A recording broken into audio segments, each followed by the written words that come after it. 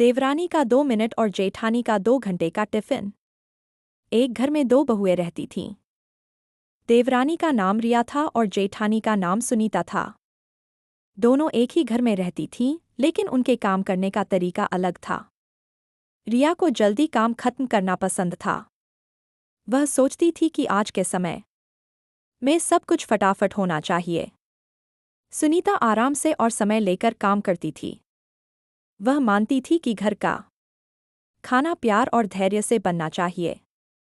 एक दिन सास ने दोनों से कहा कि अब से वे अपने अपने पति के लिए टिफिन बनाकर देंगी। अगली सुबह रिया जल्दी उठी, लेकिन उसने ज्यादा समय रसोई में नहीं लगाया। उसने 2 मिनट में मैगी बना ली। पास्ता उबालकर उसमें सॉस डाल दिया और बाजार से लाया हुआ पिज्जा गर्म करके टिफिन में रख दिया। वह खुश थी कि उसका काम जल्दी हो गया।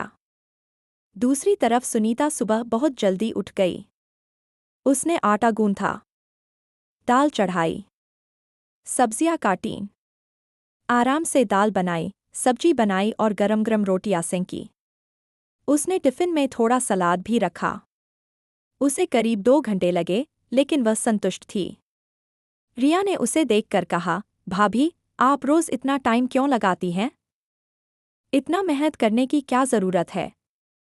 सुनीता ने शांति से जवाब दिया, घर का खाना समय से नहीं, मन से बनता है। दोपहर में दोनों के पति अपने अपने दफ्तर में टिफिन खोलते हैं।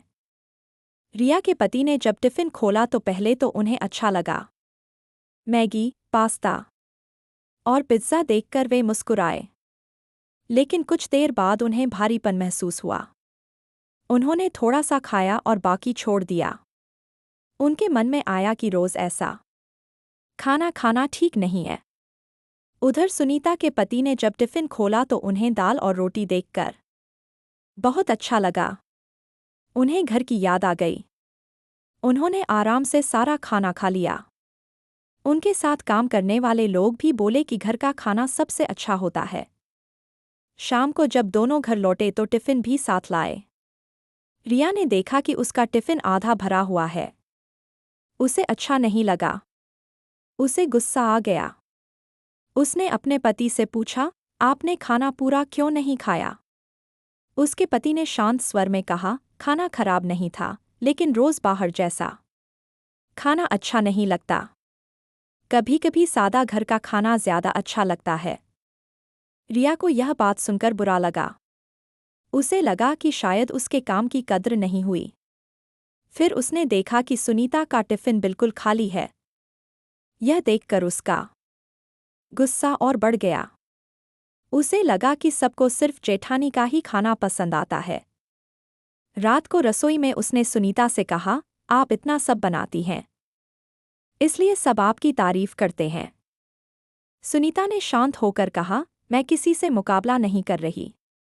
मैं तो बस घर का खाना बना रही हूं। रिया कुछ देर चुप रही। उसे लगा कि शायद वह जल्दी करने के चक्कर में सही बात भूल गई। अगले दिन सुबह वह खुद सुनीता के पास गई और बोली, मुझे भी सिखाइए कि दाल और सब्जी अच्छे से कैसे बनाते हैं। सुनीता मुस्कुरा दी। उसने कहा, और आप मुझे पास्ता बनाना सिखा देना। उस दिन से दोनों ने मिलकर काम करना शुरू किया। कभी टिफिन में दाल रोटी होती, तो कभी पास्ता। अब घर में तुलना और गुस्सा नहीं था। रिया ने समझ लिया कि जल्दी करना गलत नहीं है, लेकिन हर चीज में संतुलन होना जरूरी है।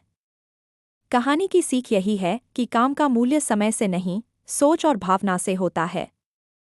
घर का खाना सिर्फ स्वाद नहीं देता, वह अपनापन भी देता है। और जब घर के लोग एक दूसरे को समझने लगते हैं, तो छोटी छोटी बातें भी झगड़े की वजह नहीं बनती।